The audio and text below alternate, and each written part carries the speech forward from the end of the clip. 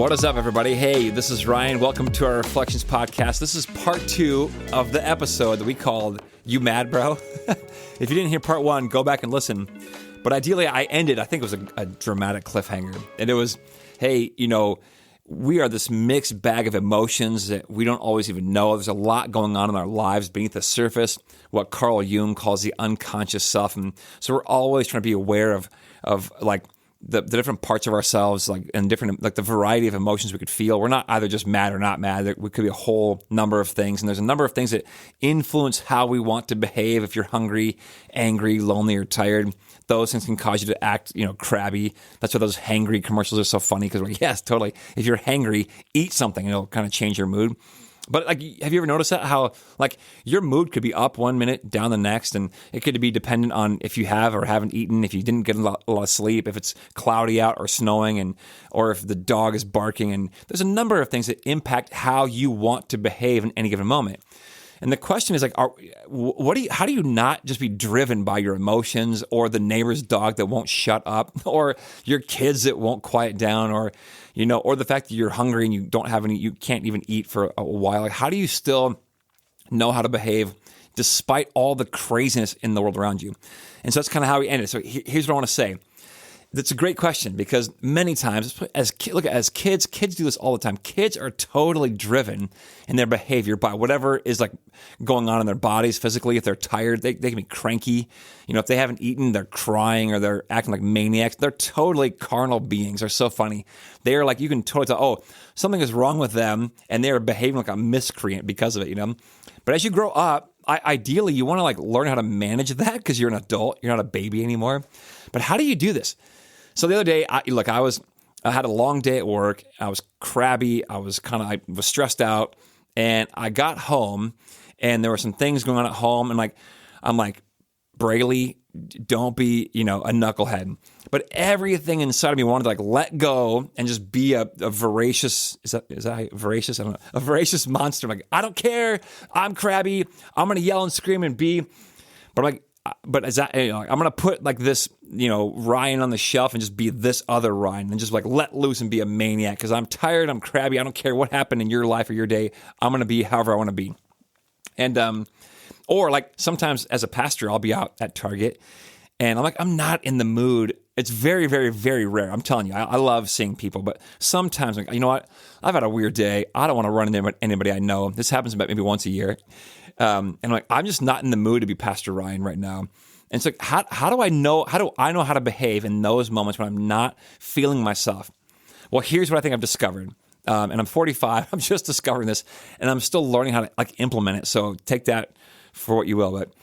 But I've learned, we've got to have some kind of a guiding light in our lives, something deeper than my own physical, sensations, deeper than I'm tired or hungry, deeper than it's cloudy out, something stronger than, I haven't slept or I slept poor last night. A deeper anchor than these things, because these things will often happen. I always say, I love, we are emotional beings. It's totally fine. But our emotions can't drive the car, because they're terrible drivers. They can ride shotgun or in the back, but they can't drive. Something that's driving has to have a deeper root than these emotions or my physical sensations. You know what I mean? So these are what we would call values. If I asked you, hey, sit down tonight and write down 5 things that you value deeply as a person, and take some time and think about it. What do you value? Who's the ideal you? You can also say it this way. I know we've asked this on here before. At your funeral, what kinds of things do you want folks to say about you? Those are your values. For me, I love and value community. I love relationships, good ones, healthy ones. I want to be a good person who's generative and encouraging, and life-giving with my words, and kind. I want to be strong. I want to be stable. I want to be a person who people can rely on and depend on. My family, my neighbors, my friends, the church. That I won't be kind of up and down. And these are things that I value. I want to do the right thing even when no one's watching. These are things that I value. And it's okay. So write those things down and post them somewhere on a mirror, in your car, on your computer, like remind yourself, this is the thing that you're kind of aiming at, And certainly as a Christian, like for me, it's like, yeah, the teachings of Jesus, I value those. I want to be like that, I'm not suggesting that you need to just try harder and be like that. And when you're crabby, just try not to be crabby. I'm not saying that. I'm saying when the chips are down and when you feel like you're drowning, sometimes you just need to remember, okay, I know that I'm tired. I know I'm angry. I know I'm hungry. I know that Katie, didn't smile when I came home, and I wanted her to smile at me. Why didn't she smile at me? I remind myself, okay, fine. Either way, I can still maintain and be tethered to my values despite my circumstances. You know what I mean? It's like whatever's happening around me or in my physical body or whatever emotions I'm feeling, I can still not let those drive me or dictate my behaviors, but I can hold on to my values. Like, no, you know what? I want to do the right thing. And even though I'm tired or that guy cut me off in traffic, I want to be a person who does the right thing even when no one's watching or when everyone's watching, you know what I mean? And I hang on to those things and let those things dictate my behavior. And then I would say, so when things come along that like just get you, that like pull you off of center, that trigger you, I know it's a hot button word, but like things that just upset you or like destabilize you, I get it. Okay, but pause for a second. Don't go down the rabbit hole right away. Don't go off the handle. Don't jump into the river. But like, okay, hold up. What are my values? And you've got them taped to your rearview mirror, or you've got them taped to your microwave or whatever, your refrigerator. Okay, this is who I want to be. Then what's one step I can take towards those values that will help me and make it easier for me to kind of enter into being that kind of person here in this moment? Because what's the alternative? The alternative is like, no, forget it. I'm going to just be crabby. I'm just going to get mad and angry and let them deal with it. Like, no, that's not a good answer. It's just not, because it's destructive.